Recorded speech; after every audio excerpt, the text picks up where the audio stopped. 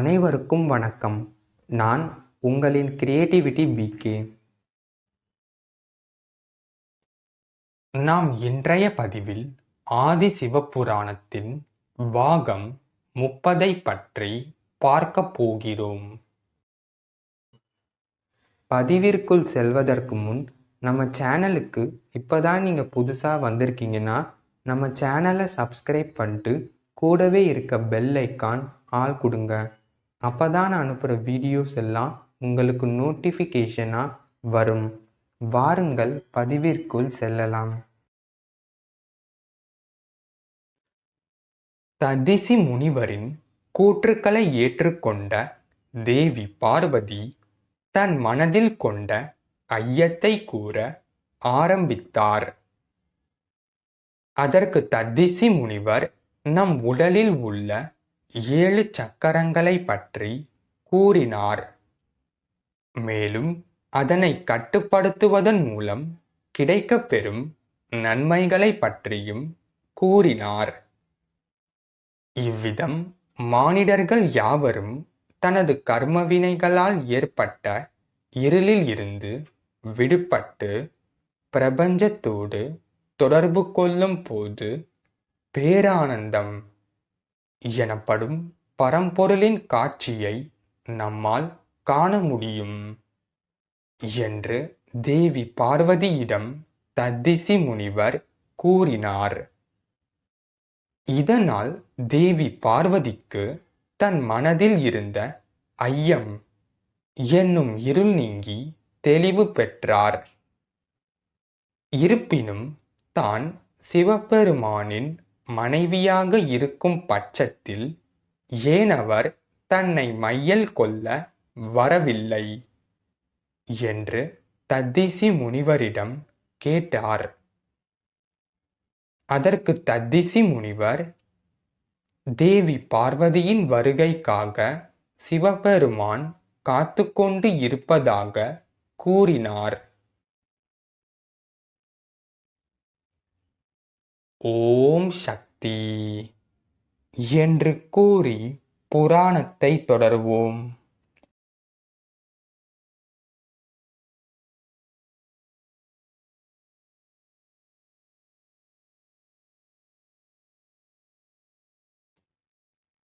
ததிசி முனிவரின் பதில்களால் மனம் தெளிவு பெற்ற தேவி பார்வதி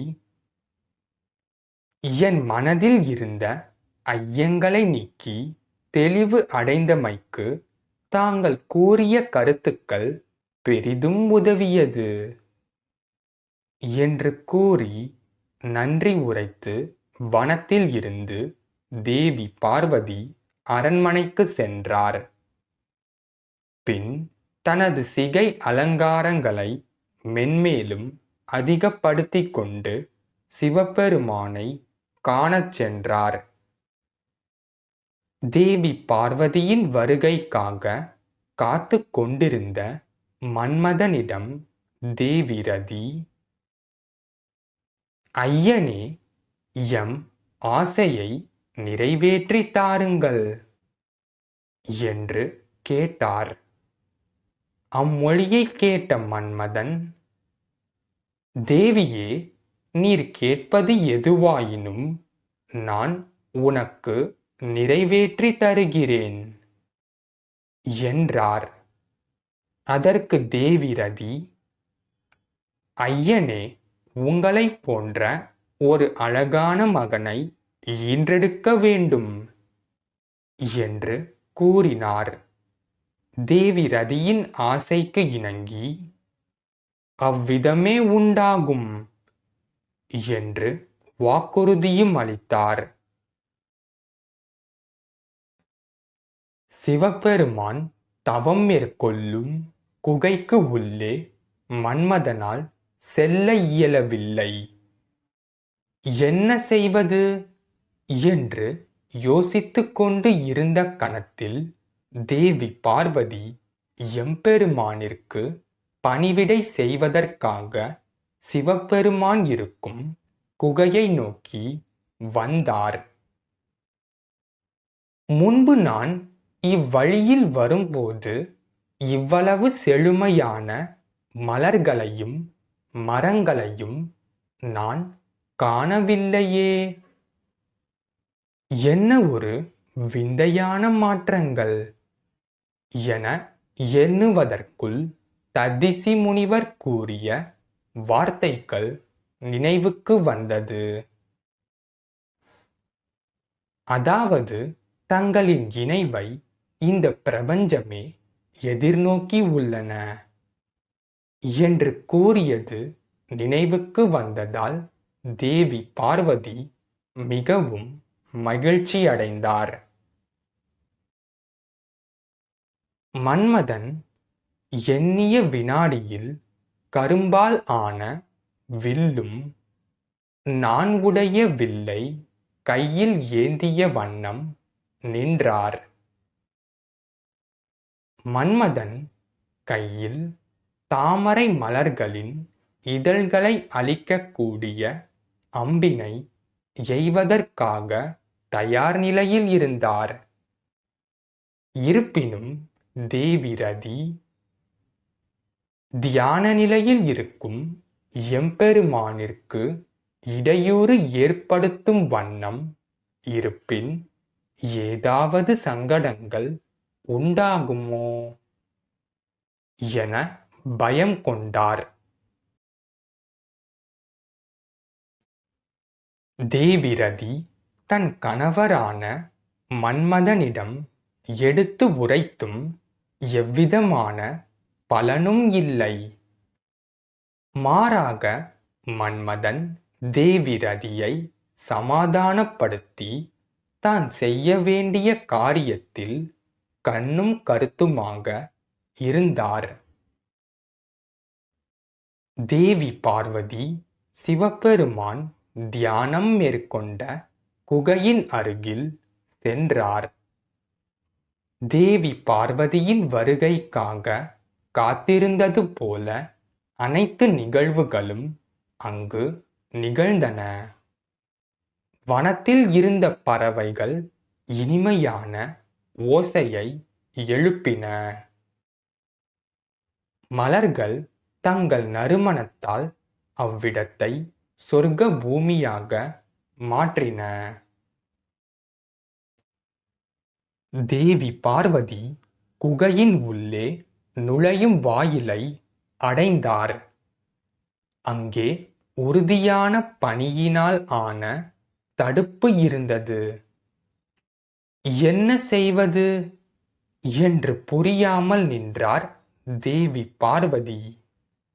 பின் தேவி பார்வதி சிவ சிந்தனைகளுடன் அந்த பனிப்பாறையை தனது கையால் தொட்டார். அவ்விடத்தில் இருந்த பனிப்பாறைகள் யாவும் உருகி நீராக மாறின. குகையின் உள்ளே சிவபெருமானை தேடி தேவி பார்வதி பயணிக்கத் தொடங்கினார். விழிகள் சிவபெருமானை தேடின. எவ்வளவு முயன்றும் தேவி பார்வதியால் சிவபெருமானை காண முடியவில்லை. ததிசி முனிவர் கூறிய அறிவுரைகளை அவர் நினைவில் கொண்டு அச்சக்கரங்களை கட்டுப்படுத்த முயற்சித்தார்.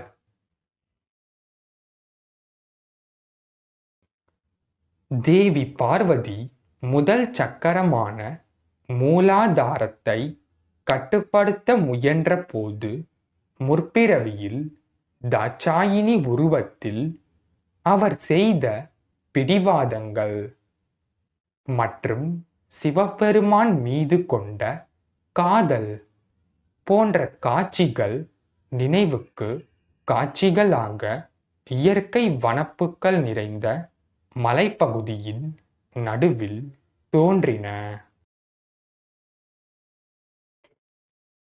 இவை யாவும் மாயமே என உணர்ந்த தேவி பார்வதி அச்சக்கரத்தை கட்டுப்படுத்தினார்.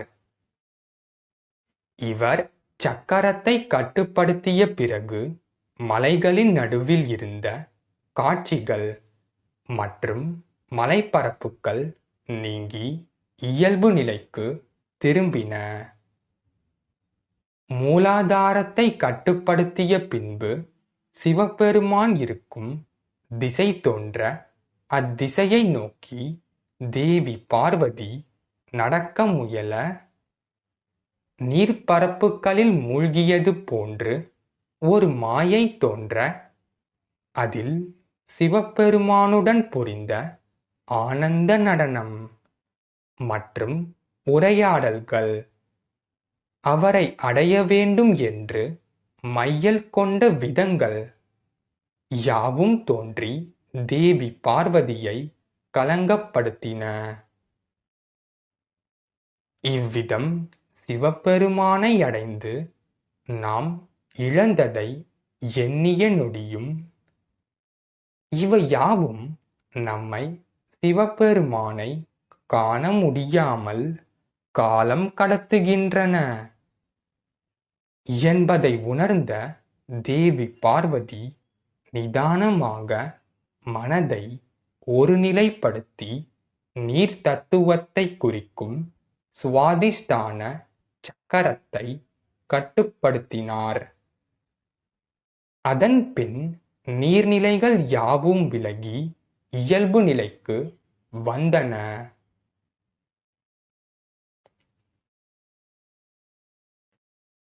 தேவி பார்வதி சிவபெருமானை நோக்கி முன்னேறும் போது எரிமலை பிளம்பின் நடுவே குகைகள் யாவும் நெருப்பாக காட்சியளித்தன.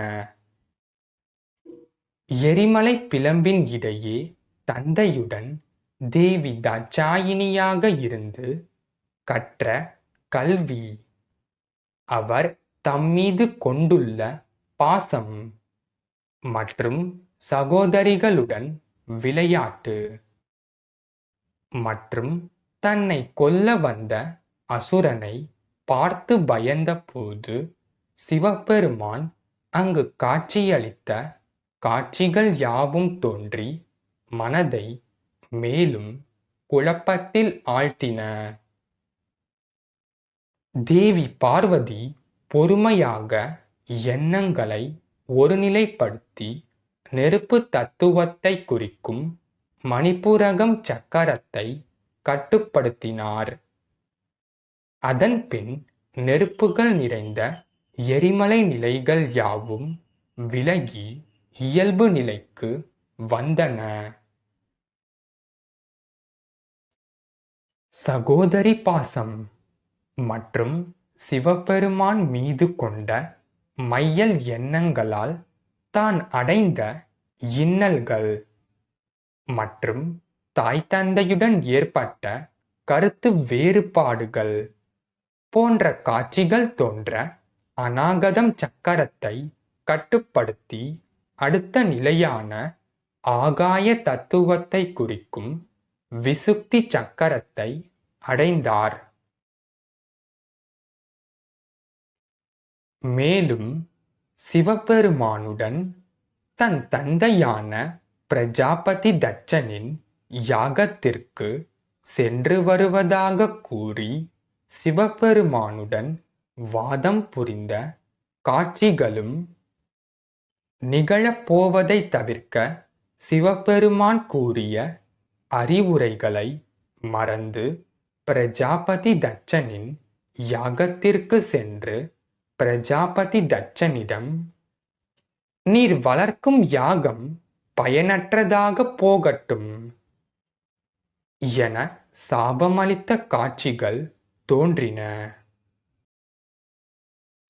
மாயையை அறிந்து மனதை ஒருநிலைப்படுத்தி விசுப்தி சக்கரத்தை கட்டுப்படுத்தி அடுத்த நிலையான ஆக்ஞா சக்கரத்தை கட்டுப்படுத்த முயன்றார். இறுதியில் பேரானந்தம் அளிக்கக்கூடிய சஹஸ்ரஹார சக்கரங்களை கட்டுப்படுத்திய பின்பு சிவபெருமான் தவம் மேற்கொண்ட குகையில் தன்னுடைய பழைய நிலையை அடைந்தார் தேவி பார்வதி.